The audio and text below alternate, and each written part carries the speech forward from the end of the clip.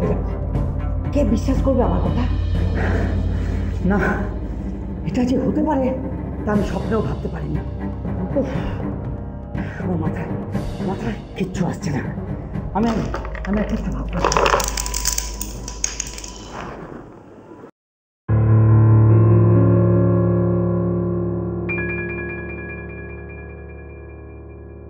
একটা কথা তোমাকে কোনোদিনও বলা হয়নি মা। যাই হয়ে যাক, তুমি কিন্তু শক্ত থেকো। আই লাভ ইউ মা।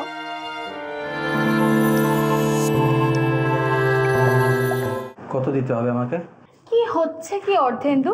তুই যদি অফিসের সবার সামনে আমার পেছন পেছন ঘুরিস তাহলে অফিসের সবাই কি বলবে বলতো? সবাই জানে আমি তোকে। স্যার, এখানকার ফ্ল্যাটের লোকেরা জানতে চাইছে যে এই ব্যারিকেড আর কতদিন থাকবে। কেন আপনি জানেন না যতদিন না এই কেসটা নিষ্পত্তি হচ্ছে ততদিন পর্যন্ত সিলিং খোলা যাবে না? সে তো জানি স্যার, ডোমেস্টিক প্রিমাইসেস, আসলে অন্যান্য বাসিন্দারাও তো আছে না। থাকুক, কিছুদিন এই অসুবিধার মধ্যে থাকতেই হবে। মর্নিং ওয়াক আর ইভিনিং ওয়াক বাইরে রাস্তায় গিয়ে করতে বলুন। এই কথাগুলো যদি আমি অফিসের সবাইকে জানিয়ে দিই স্যার, কোম্পানির মালিককেও যদি জানিয়ে দিই, তাহলে আপনার অবস্থাটা কি হবে আপনি বুঝতে পারছেন স্যার? আমি আমি পুলিশের কাছে কনফেস করতে চাই।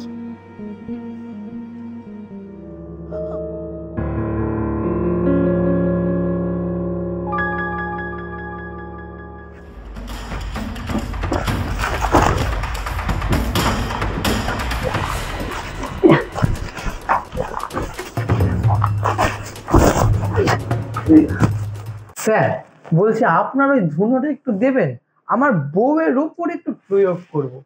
রোজ রোজ আমার মানি ব্যাগ থেকে টাকা কোথায় যায় এবার ধরতে পারবো। এই এখনো অনেক জঘন্য অপরাধী অপরাধ করেও বেমালুম প্রকাশ্যে ঘুরে বেড়াচ্ছে। হাসপাতালের করিডোর থেকে আইনের কলেজ, শুধুই রক্তের দাগ।